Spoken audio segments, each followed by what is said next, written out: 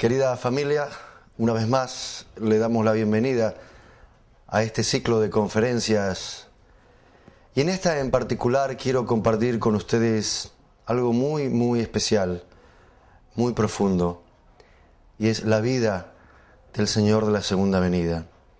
En la última conferencia que ustedes estuvieron viendo, el principio divino explicaba cómo, cuándo, dónde se iba a producir esta segunda venida. Hoy quiero compartir con ustedes su vida, su obra, desde el mismo momento en que se produjo su nacimiento. Él nace exactamente el 6 de enero de 1920 en un pequeño pueblito en Corea llamado Cheongju. Los testimonios registran que su hermano mayor fue el primero en reconocer que Sang Myung-moon había sido elegido para cumplir la obra divina. Y desde su niñez se notaba que Sang Myung-moon se diferenciaba de los demás de su edad. No era un niño común. Había algo muy especial y su hermano lo había detectado. ¿Por qué?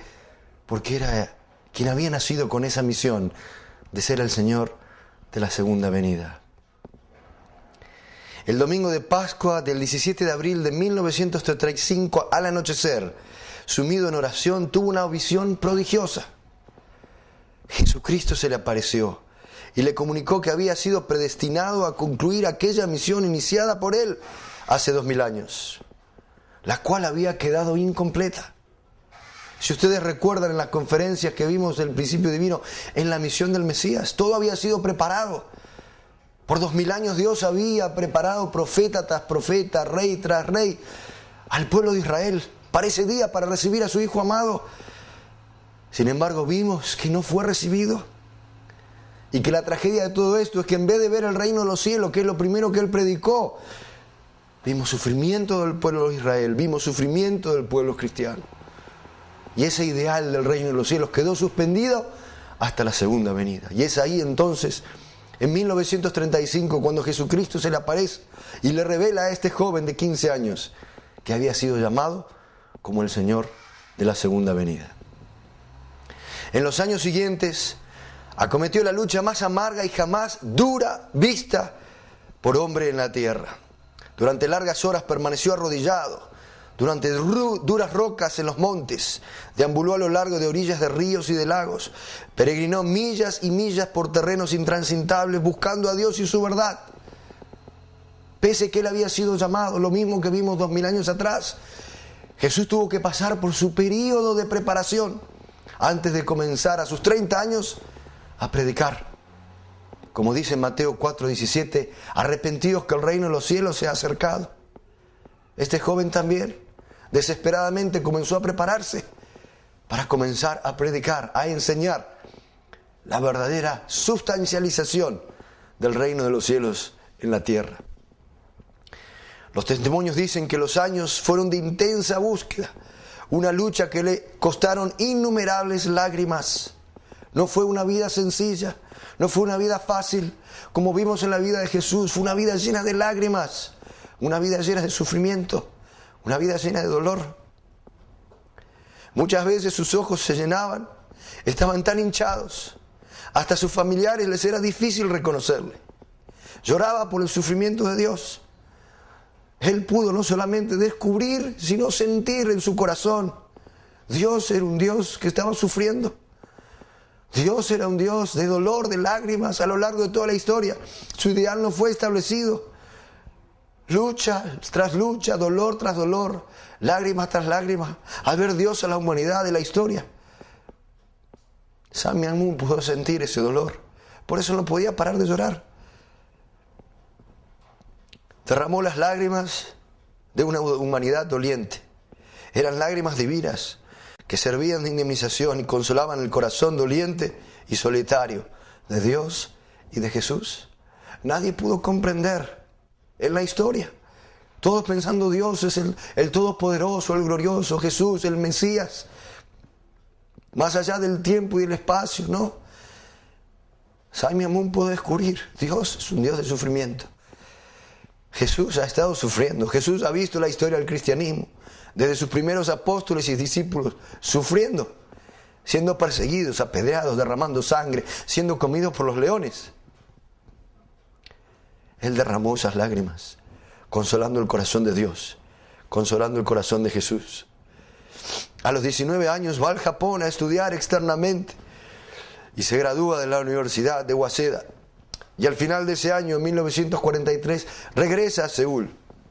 Sin embargo, en octubre de 1944 es arrestado y torturado por la brutal policía japonesa.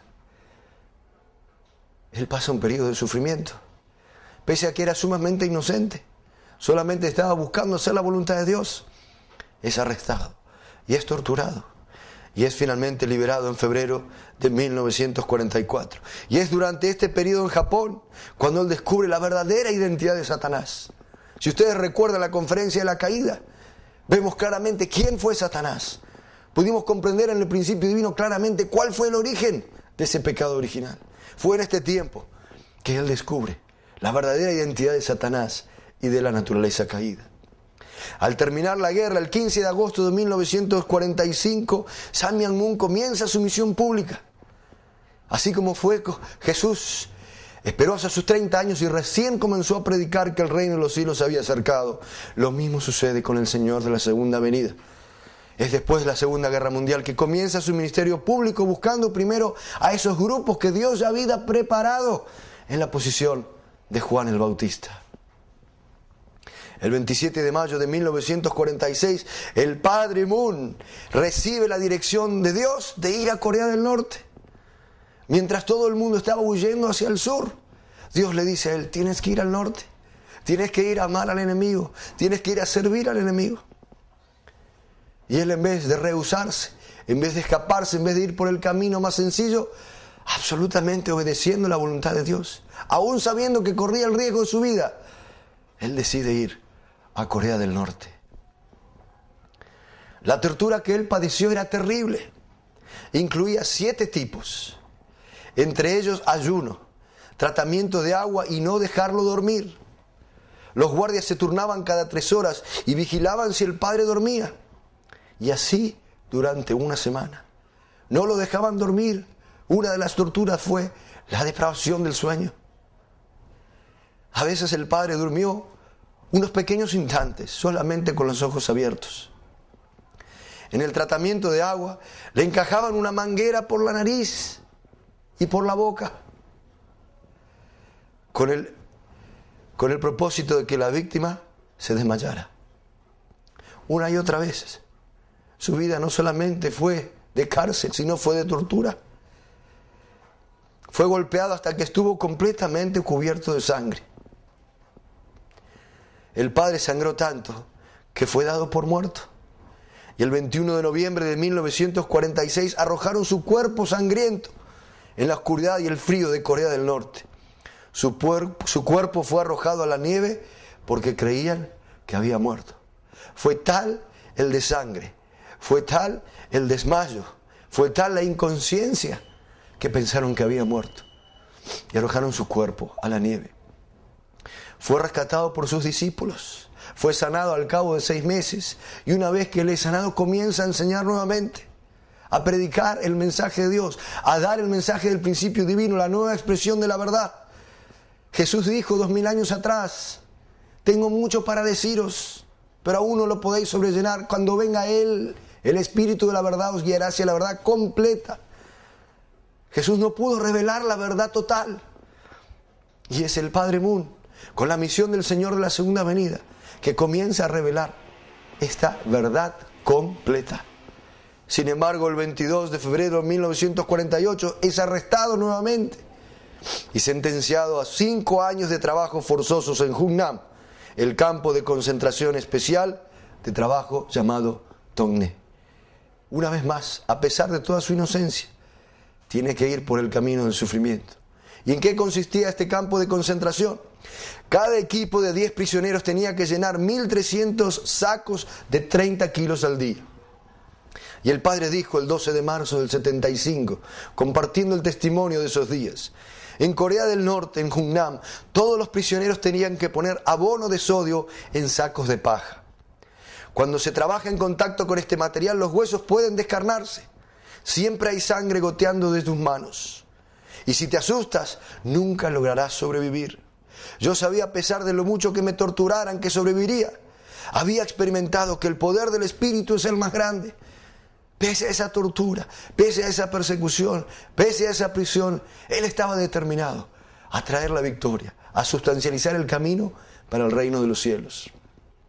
Las oraciones que pronunciaba bajo estas condiciones sin esperanza eran muy distintas a la mayoría de las oraciones comunes, pues no se referían a Él mismo. Él siempre se refería al sufrimiento de la humanidad y al corazón de Dios. Una vez mencionó estos momentos en sus oraciones de Jugnam. Yo nunca recé en debilidad, nunca me quejé, nunca estuve enfadado por encontrarme en esta situación, jamás pedí ayuda. ¿Cuántos vemos en la historia? ¿Cuántos vemos hoy en día que cuando van a acercarse a Dios en oraciones solamente para pedir, dame esto, dame lo otro, necesito esto, necesito el otro, Dios mío? El Padre Moon jamás, siempre orando para consolar a Dios, siempre buscando la manera de dar alegría a Dios, porque Él pudo sentir que Dios es un Dios de sufrimiento. No tengo nada que pedirle, tengo todo para darle. Y Él oraba. Jamás yo pedí ayuda. Yo traté más bien de consolar al Padre, decirle que no tenía que preocuparse por mí. El Padre me conoce bien, Él ya sabía de mi sufrimiento. ¿Cómo podía yo contarle del mismo y hacer que su corazón padeciera más preocupaciones? Solamente podía decirle que yo nunca sucumbiría ante los sufrimientos impuestos. Él siempre buscando la manera de consolar el corazón de Dios, siempre dando la esperanza y la determinación de que el reino de Dios, el ideal de Dios, finalmente va a ser establecido. Muchas veces cuando estaba en la prisión, Él dice, juraba entonces que nunca moriría antes de realizar mi misión. Yo demostraría mi determinación y no me detendría hasta que llegase aquel día. Sería suficientemente fuerte como para soportar todas las dificultades. Incluso pensé que la prisión era mi curso de entrenamiento y que después sería un trabajador más fuerte para Dios. Esta prisión estaba por muy debajo del nivel de las vuestras. Uno vivía casi como un animal. Si yo las describiese, no lo podrían comprender. Nos daban un puñado de arroz, casi podrido, todos los días. Extrañábamos el buen arroz y la buena comida. Aún así teníamos que trabajar, extrayendo y cargando pesados sacos de sustancias químicas. Y después estábamos extenuados y solo recibíamos nuestro puñado de arroz. Aquellos discípulos que lo acompañaron en el comienzo dieron testimonio que a pesar que él tenía un puñado de arroz y al pesar que él estaba muerto de hambre como todos los demás prisioneros, él todos los días cortaba parte de la mitad de ese puñado de arroz y se los daba a sus compañeros prisioneros que estaban muertos de hambre. Ese era el corazón del Señor de la segunda venida. Mientras estábamos comiendo, alguno de nosotros moría. Algunos estaban tan ansiosos de conseguir arroz que se lo quitaban de la boca a los que habían muerto para alimentarse ellos mismos. En aquellos tiempos me decía a mí mismo, incluso si la dureza es doblada y triplicada, nunca fracasaré, Padre. Finalmente, gracias a las Naciones Unidas, el Padre fue liberado el 14 de octubre de 1950 y caminó por 10 días hasta Pyongyang. ¿Y qué hizo? Comenzó nuevamente a buscar a sus seguidores. Al haber conseguido la libertad, no hizo como la mayoría, que fue corriendo a buscar solamente un tiempo de libertad, un tiempo de regocijo, no. Lo primero que hizo apenas encontró su libertad es ir a buscar a sus amados discípulos, a sus amados seguidores. El 4 de diciembre de 1950, el Padre recibe la dirección, es tiempo de ir a Corea del Sur. La carretera estaba abarrotada porque todos los habitantes de la ciudad se marchaban en esa misma dirección. A los civiles no se les permitía utilizar las grandes carreteras porque las fuerzas de las Naciones Unidas se estaban retirando por ellas. Por eso se marchaban por pequeñas carreteras o a través del campo o a través de las montañas. Y el 27 de enero de 1951, después de 55 días, él llegó junto con el señor Wonpil Kim y el señor Jung-hwa Park a Pusan, en el sur de lo que es hoy Corea. Ahí él comienza nuevamente a predicar. Y durante el verano de 1951 empezó a construir una chabola al lado de una colina. Lo que ustedes ven ahora en su pantalla, ese fue el primer lugar que él construyó con sus propias manos para poder enseñar, para poder predicar. No tenía ni siquiera un lugar donde apoyar su cabeza. Aún así, tenía la absoluta determinación de que va a establecer el ideal de Dios aquí en la tierra. Los materiales que utilizó eran rocas y tierra, algunos trozos de madera que había en la calle y cartón que obtenía de las cajas de uva. Lo conseguía de la base militar norteamericana y lo utilizaba como techo. El suelo era de arena, que estaba cubierto con una estera. Cuando llovía mucho, el agua corría por el suelo. El padre Moon una vez le dijo a sus discípulos, en abril de 1975, ustedes han visto la chabola en la que yo estuve. Yo recuerdo aquellos días hace 25 años. Allí fue donde se escribió el principio divino. Ahí donde ustedes ven en estos momentos. Ahí él comenzó a escribir esta última expresión de la verdad. Las revelaciones que él había recibido de Dios. El principio divino. En ese humilde lugar. La casa original era mucho más pequeña. No había espacio suficiente para tumbarse, excepto en diagonal. Los alrededores no eran muy buenos. Y él habló sobre este tiempo. Cuando estaba en la cima de una montaña, era el tiempo más solitario para mí. Deseaba tener, aunque sea, una sola persona a quien pudiera revelarle el corazón del Padre Celestial. Él no tenía nadie, tenía la misión, tenía el llamado, Jesucristo lo había elegido, tenía el conocimiento, sin embargo a nadie quien pudiera comprender verdaderamente el corazón de Dios, la verdad de Dios. Los últimos días para establecer el reino de los cielos en la tierra. Tuve muchas grandes visiones.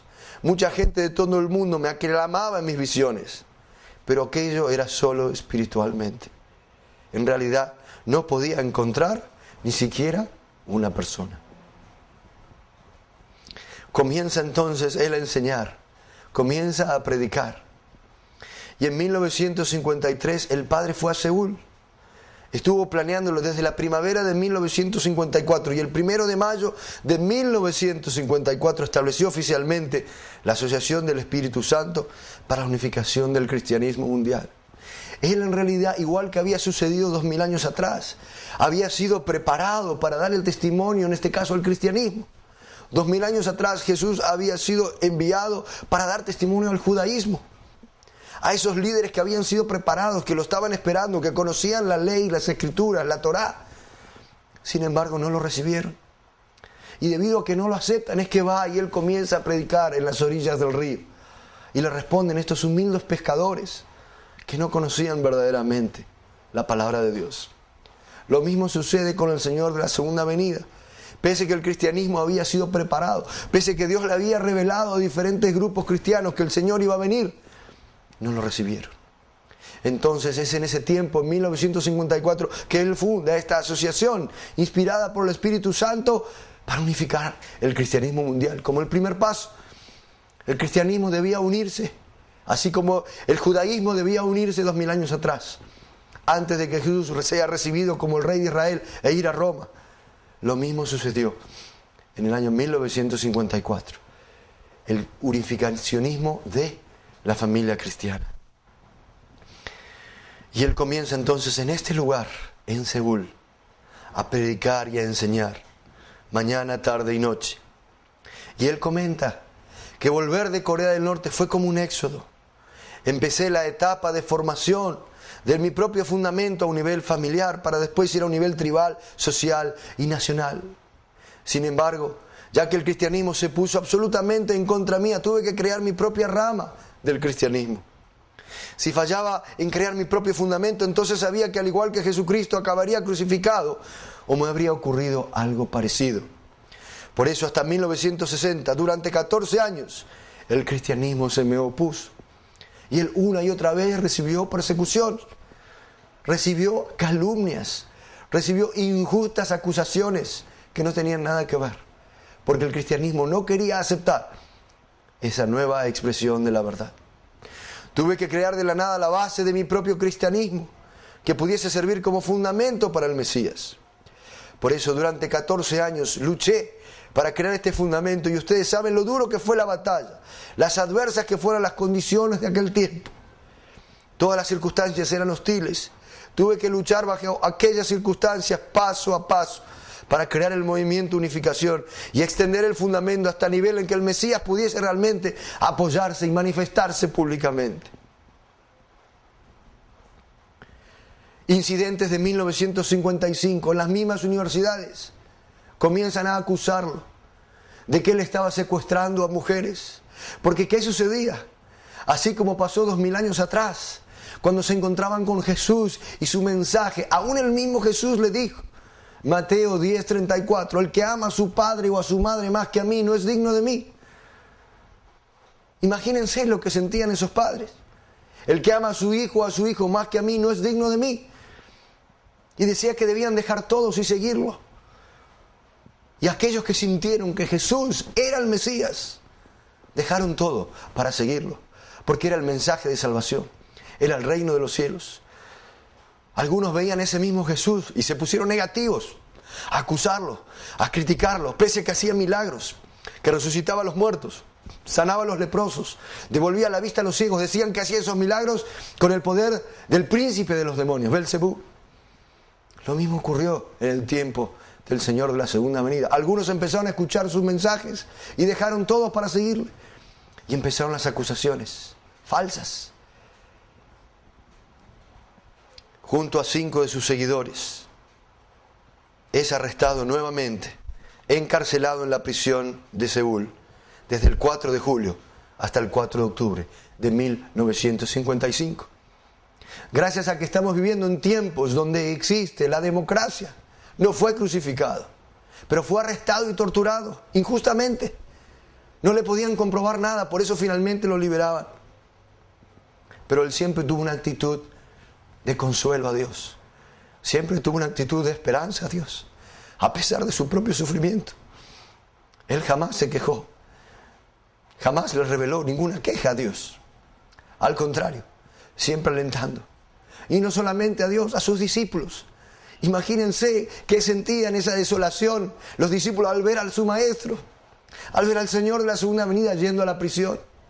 Sin embargo, él, como ustedes ven en esta diapositiva, dándole las manos, alentándolos, sonrientes. No se preocupen, todo saldrá bien. 3 días después de salir de la prisión, el 7 de octubre de 1955, se inaugura el nuevo centro en Chongpadong y comienza a predicar nuevamente. Uno a uno aparecen los discípulos, aparecen personas que comienzan a recibir el mensaje del principio divino, comienza a orar por ellos, comienza a predicar sobre el reino de los cielos. Y de a poquito, así como Jesús explicó 2000 años atrás, el reino de los cielos es semejante al grano de una mostaza. A la verdad es la más pequeña de todas las semillas, pero cuando crece es la más grande de todas las hortalizas. Poco a poco comienza a expandirse, empieza a ser aceptado, aún en el medio de persecución y dificultades. Él siempre orando. Y finalmente aparece el principio divino, como lo conocemos hoy. Y los invito a que compren el libro, que lo estudien, para poder comprender verdaderamente la voluntad de Dios. Y es a partir de ese momento, en 1957, que comienza la expansión del principio divino. Aparecen los primeros misioneros a dar este mensaje. Y el 6 de enero de 1943 nace Hak Ja Han. Recuerden ustedes que en el comienzo de la historia, el primer diálogo entre Dios y Adán y Eva era establecer las 3 bendiciones. Un Adán verdadero que reflejara la masculinidad de Dios.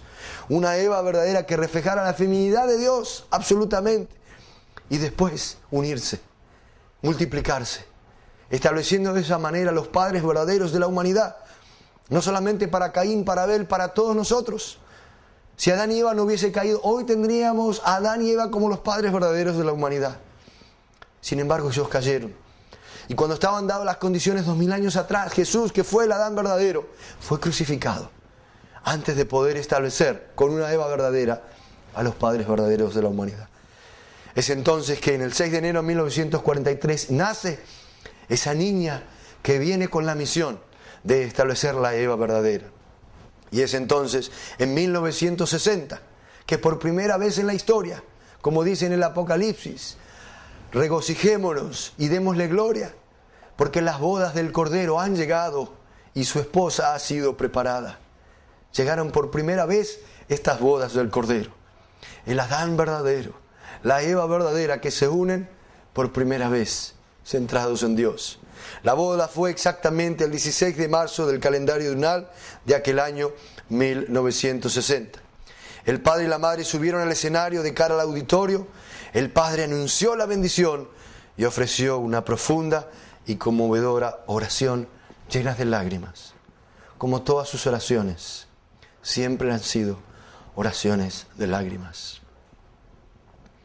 Desde 1960 los padres verdaderos han conducido las bendiciones de matrimonios a millones de parejas. Comenzó primero con un grupito de 3, luego se expandió a un grupito de 36, luego 72, 124.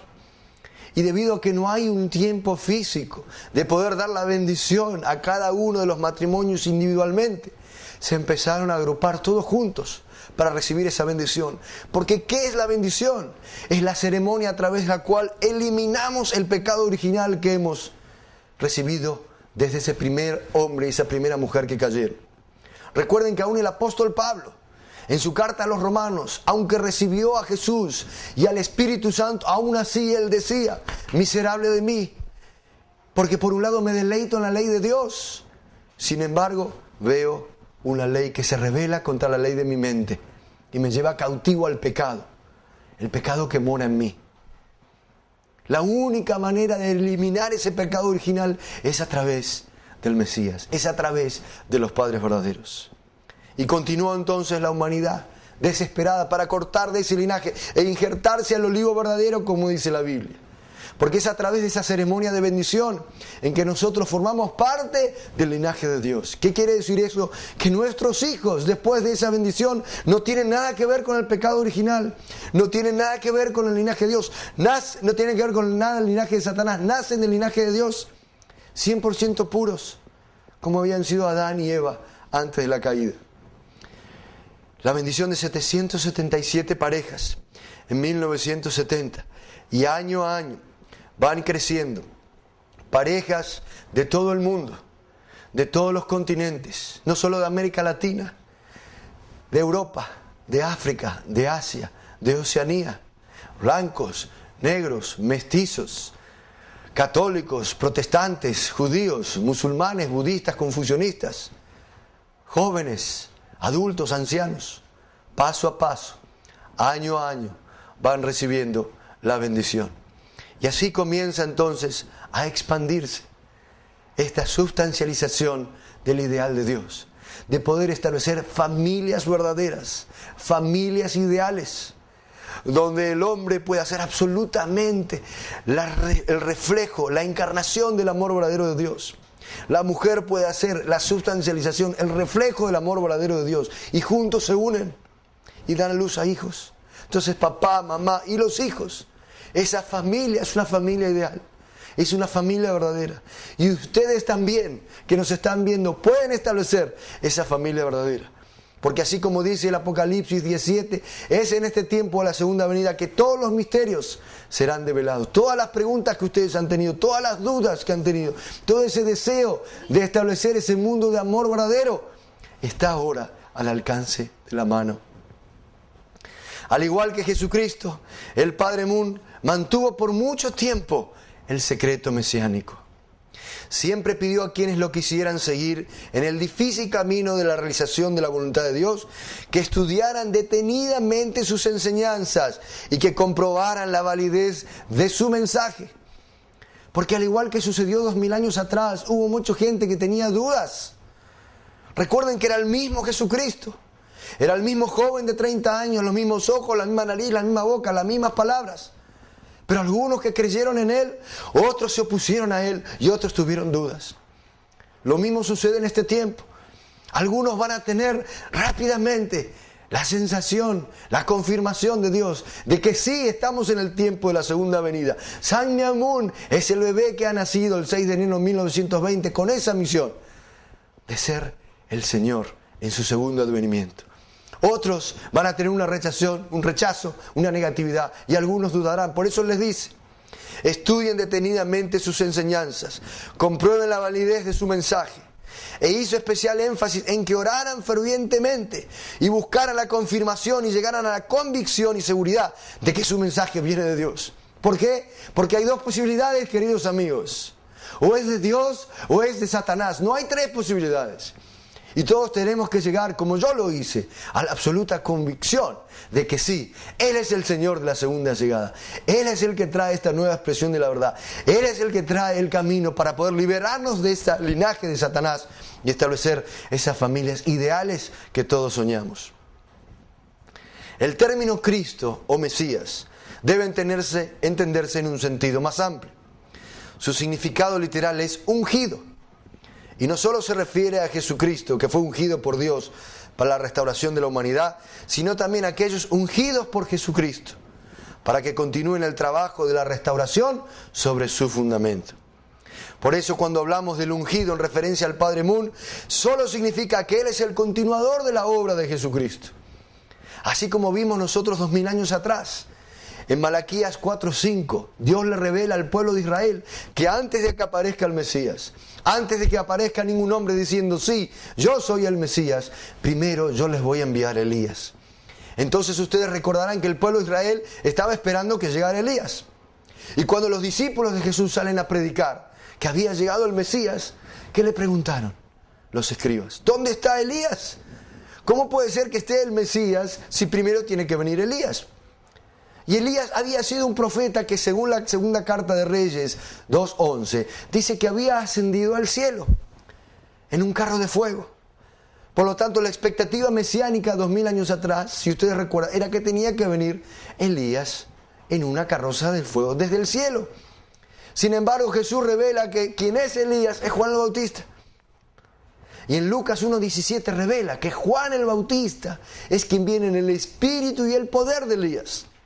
Saime Amun es quien viene con el espíritu y el poder de Jesús, con la misión del Señor de la segunda venida. El papel de Jesucristo como Salvador y Mesías nunca cambiará. El Padre Moon compartió su corazón en 1972 y dijo: ha habido muchos santos a lo largo de la historia humana, muchos genios religiosos, muchos hombres sabios. Sin embargo, nadie pudo jugar el papel de Jesucristo, quien por sí solo nos lleva al Padre. Esto es debido a que vino una posición sin mancha, sin pecado, la cual nadie más ocupa. Él es el único canal para alcanzar a Dios. A pesar de que Buda, Confucio y Mahoma fueron todos santos religiosos, ninguno de ellos tenía la relación con Dios que Jesús tenía. Por lo tanto, el nacimiento de Jesucristo como Mesías fue el día de esperanza para toda la humanidad. De la misma manera, yo les digo, de corazón a corazón, el 6 de enero de 1920, Saime Amun nace como el Señor de la segunda venida a continuar esa obra para sustancializar el reino de los cielos aquí en la tierra. Jesús de Nazaret vino como el Cristo, el segundo Adán, el unigénito Hijo de Dios. Él llegó a ser uno con Dios, hablando y revelando las palabras de Dios a la gente y haciendo las obras de Dios. Sin embargo, el pueblo lo rechazó y lo crucificó, previniendo de esta manera que se estableciera el reino de Dios en la tierra. ¿Recuerdan ustedes que Jesús oró: Padre nuestro que estás en los cielos, santificado sea tu nombre, venga a nosotros tu reino, hágase tu voluntad, así en la tierra como en el cielo? El reino de los cielos en la tierra. Y por eso Él predicó mañana, tarde y noche. Y sin embargo Él es rechazado. Y debido a que es rechazado, no hay reino de los cielos.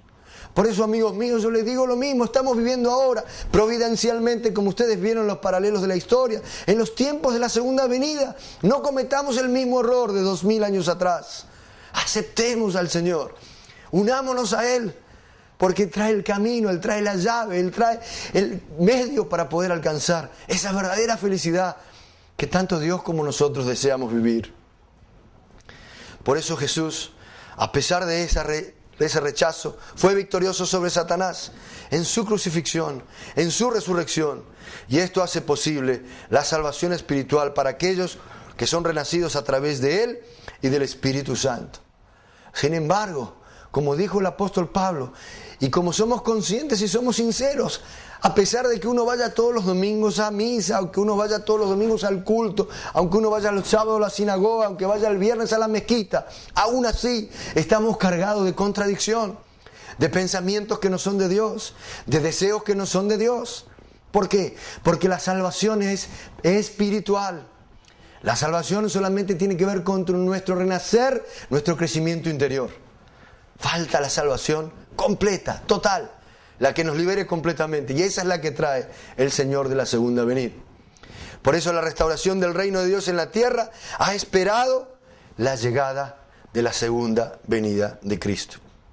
Por eso el Padre Moon, sabiendo la agonía en el corazón de Jesucristo, que por 2000 años no pudo ser reconocido por ese pueblo de Israel, habló con líderes del judaísmo.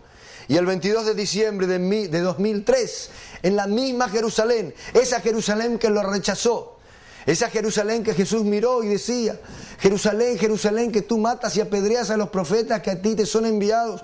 ¿Cuántas veces quise abrazarte como la gallina abraza a sus polluelos debajo de las aras y tú no lo has querido? En esa misma Jerusalén se realizó esta ceremonia, donde representantes del cristianismo, del judaísmo y del islam, inspirados por el Padre Moon, coronaron a Jesucristo como Rey de Israel, restaurando así el rechazo ocurrido 2000 años atrás. Imagínense el corazón de Jesús. Después de 2000 años de rechazo, finalmente Él es coronado como Rey de Israel. Y el 6 de julio de 1992, en un discurso dado a los líderes de la Federación de Mujeres para la Paz Mundial en Seúl, Corea, el Padre Moon públicamente declaró: yo he cumplido mi misión como el Señor de la segunda llegada, como Salvador y como Padre verdadero de la humanidad. Yo proclamo esto en este lugar porque ha llegado el tiempo de hacerlo. Es decir, hubo todo un periodo de restauración, de preparación, de recreación, ese fundamento, y es en ese 1992 que públicamente anuncia que Él es el Señor de la segunda venida. Él es el Salvador, Él es el Mesías, Él es el Padre verdadero de la humanidad.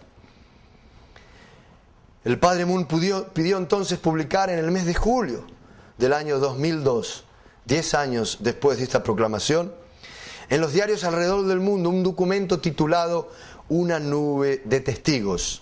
Los santos testifican de los padres verdaderos. En este testimonio, Jesucristo, Mahoma, Buda, Confucio y otros santos desde el mundo espiritual mandan un mensaje en el cual han participado en una ceremonia para la adopción y la proclamación de una resolución en la cual ellos públicamente declaran al pueblo cristiano, al pueblo judío, al pueblo musulmán, al pueblo budista, al pueblo confucionista, a todos los creyentes de la humanidad, que Sangmyang Moon es el Señor de la segunda venida. Que con Hak Ja Han han establecido desde 1960 a los padres verdaderos de la humanidad. Que todo el mundo, desde la derecha a la izquierda, desde arriba a atrás, frente y detrás, de todos lados, de América Latina, de Europa, de Asia, de África, de todos los continentes, tienen la oportunidad de recibir la bendición de Dios y terminar con el pecado original y establecer familias ideales, familias verdaderas. Por eso, cuando nosotros analizamos su vida, analizamos su historia, entre todas las cosas nosotros entendemos que hay un mensaje especial que resume sobre todas las cosas una vida que ha sido dedicada completamente a servir a los demás, de vivir por el bien de los demás. Se resume en la siguiente frase: debemos vivir todos con el corazón de un padre, pero con la actitud de un servidor, derramando lágrimas por la humanidad, sudor por la tierra y sangre por el cielo. Esta frase, esta oración, resume lo que ha sido la vida y la obra del Padre Sangmyang Moon. Ese que ha nacido el 6 de enero de 1920 con esa misión, que no fue fácil, así como nosotros vimos 2000 años atrás, no fue nada fácil. Pero queridos amigos, que ustedes nos están viendo, quiero que sientan profundamente en sus corazones que estamos viviendo en ese tiempo.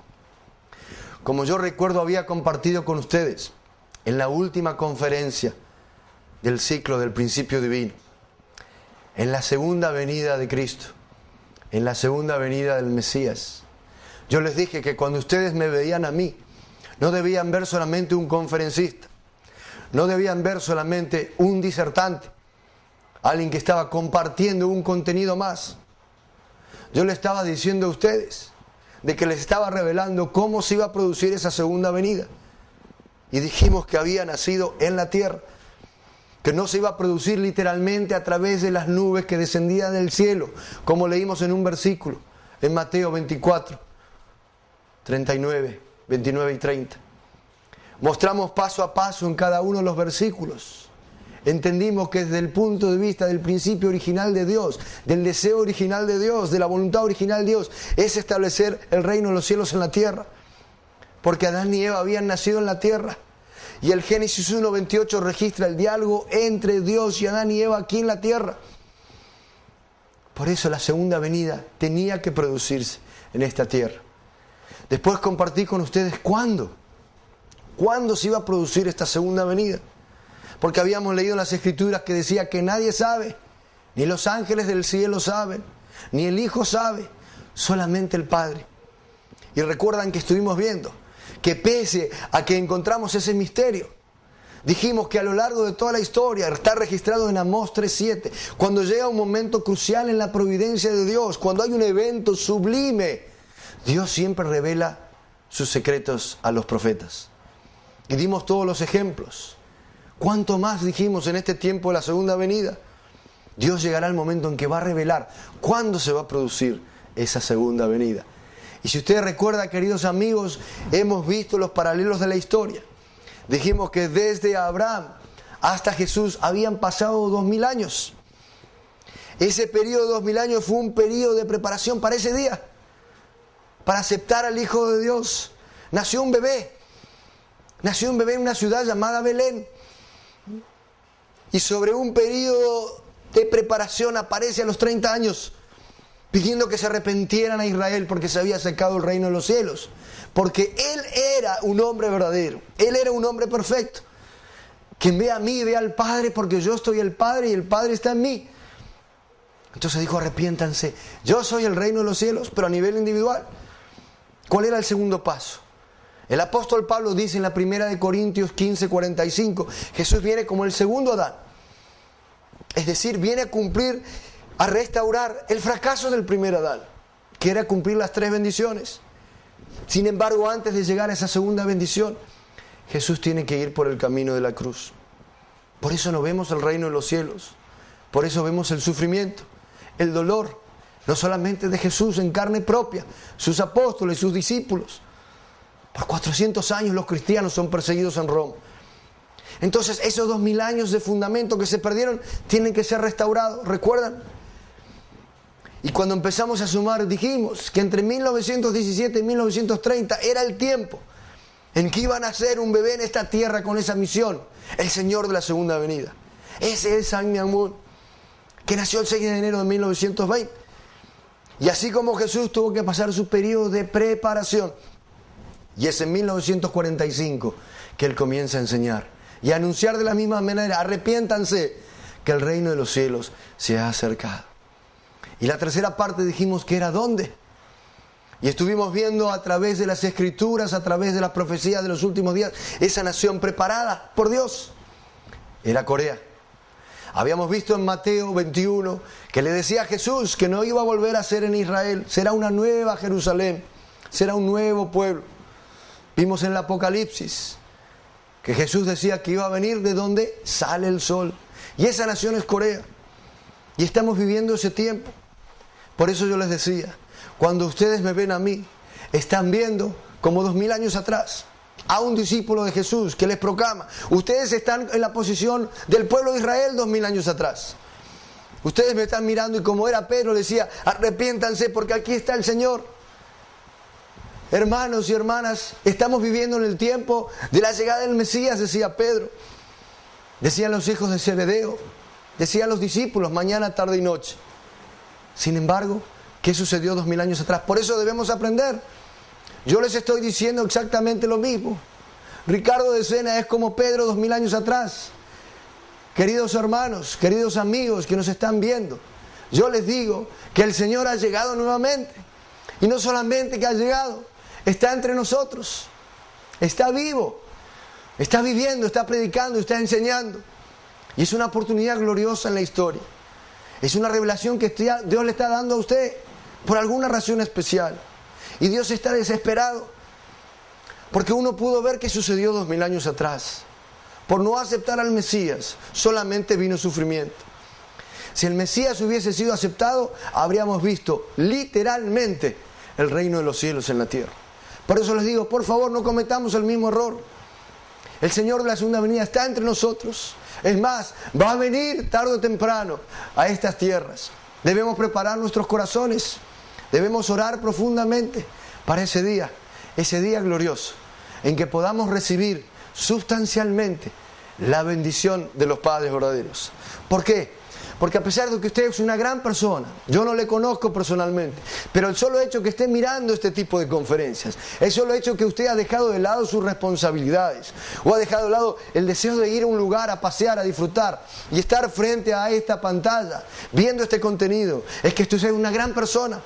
Usted es una persona de bien, usted es una persona de amor, es una persona que desea la paz, desea la felicidad, no solamente suya, no solamente de sus seres queridos, sino de toda la humanidad. Pero aún así, si es sincero conmigo, si es sincera conmigo, no hay contradicción ahí adentro. No hay a veces malos pensamientos, no hay a veces malos deseos, no hay incluso a veces malas acciones por las cuales le lleva a usted a arrepentirse y a pedirle perdón a Dios. Yo no quise hacer esto. ¿Cuántos hay?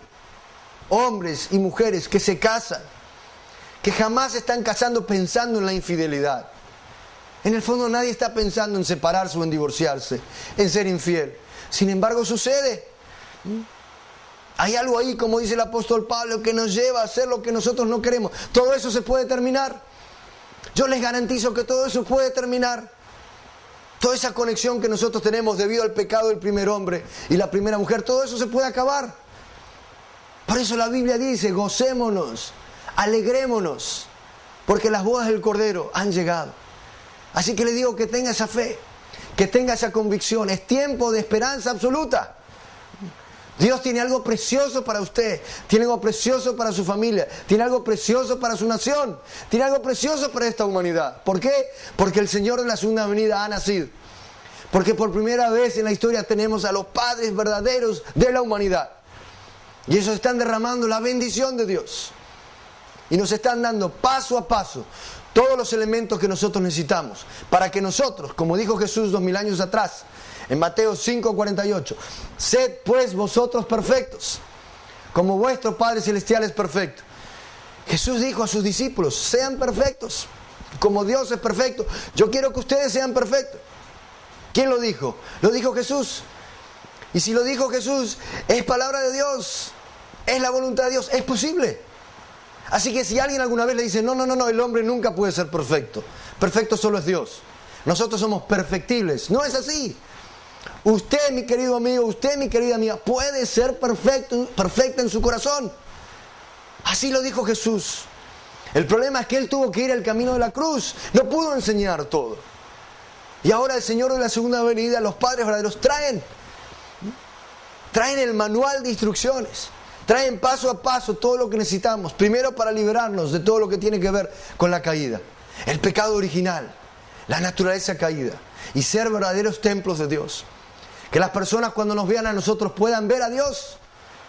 Que puedan sentir que a través de nosotros pueden recibir el amor de Dios. Pueden recibir la verdad de Dios. Y juntos, primero como individuos, estableciendo esa relación vertical con Dios. El templo de Dios, primero. Luego nos preparamos para el matrimonio, para poder consolidar los varones con una mujer, las mujeres con un varón. Un matrimonio centrado en Dios. No solamente un individuo. el matrimonio, esposo y esposa que se unen centrados en Dios. De esa manera esos hijos son de Dios. Recibimos la bendición, terminamos con el pecado original, con el linaje de Satanás. Esos hijos son de Dios. Y juntos entonces construiremos no solamente una, no solamente dos, no solamente tres familias ideales por todo el mundo. Y de esa manera, por primera vez en la historia, sustancializaremos el reino de los cielos en la tierra. Amigo mío, amiga mía, muchas gracias por estar con nosotros. Muchas gracias por dedicarnos su precioso tiempo. Y recuerden, estamos viviendo en los tiempos del Señor de la segunda venida. Gocémonos, alegrémonos, porque hay grandes bendiciones para usted, su familia, su nación y toda la humanidad. Muchísimas gracias y que Dios les bendiga.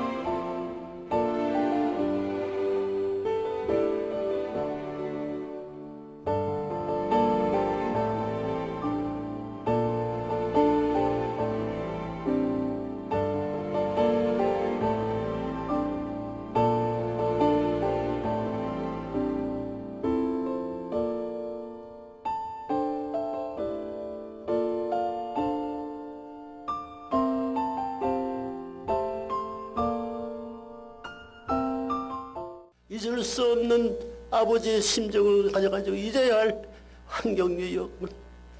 투입할 수 없는 사정을 가져가지고 재창조를 하지 않으면 될 아버지의 심정, 사랑할 수 없는 무리로 사랑하여 아버지의 심정을 군도보다 알지 못하는 것은 이 자식은 놀랐기 때문에 슬픔을 가고 죽음을 가고 40년 과거를 넘겨야 순한 길을 하나님의 심정을 위로할 수 있는 길이 되면 어떤 길이라도 어떤 죽음의 길이라도 넘어야 할 결의한 결심을 중심삼고 20대 30대를 향하는 청년시대에 바랬던 소원을 이뤄봤던 당신의 아들들이 미문화부이라는 사람이 땅의 한없이 슬픈 걸음돌 위에 서가지고 수용의 모든 서글픈 역사라는 것은 어떤 역사는 인간이 당하지 못한 어려움을 당하면서 하늘의 참은 심정을 바라가지고 그 전투를 이어나갔다 40년 거기를 이미 넣었습니다. 이래가 이 지혜들이 온 길을 눈물과대로 봉하고 덮집어야 아버지의 성을 배경을 바라 걷다는 것은 알고 있어. 우리 이제부터 당신이 원하였던 전체 전반 전권 정례 행사를 이루시어서 만국을 당신의 장하시어서 해방 전국으로 진전할 수 있게 축복하여 주기를 아버님 간절히고 바라고 이제 참부모의 가족으로부터 슬픔의 눈을 흘리던 모든 이 눈물 자국이 거짓 시대가 되었습니다. 당신의 해방을 가지고 부모님의 가족으로서 만국의 행차인데 맥힘없이 갈 수 있는 것 가고 돌아올 수 있는 길을 돌아올 수 있는 사랑하는 자녀들과 사랑하는 나라와 사랑하는 세계와 사랑하는 천지를 창조의 이상 자유의 특권적인 최고의 정상에서 자유를 갖출 수 있는 행자를 참부모 이름과 더불어 당신의 현성사의 전폭적을 해방을 선포하오니 받아주시기를 간절히 바라옵니다. 천상세계와 지상의 통일권의 승리의 깃발을 높이 올리시옵소서.